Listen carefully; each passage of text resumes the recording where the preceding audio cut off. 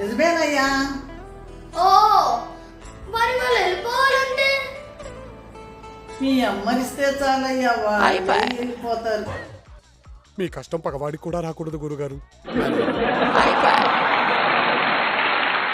అత్తయ్య టీ ఏమన్నా తాగుతారా?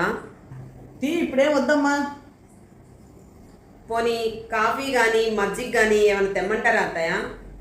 అయ్యే వద్దు కానీ అసలు నువ్వేం చేసావో చెప్పు. మీరు మార్నింగ్ ఐరన్ చేయమని చీర ఇచ్చారు కదా అత్తయ్య, ఐరన్ చేసుకుంటే కొద్ది లెక్క కాలిపోయింది అత్తయ్య. అనుకున్నా ఏదో చేసావని.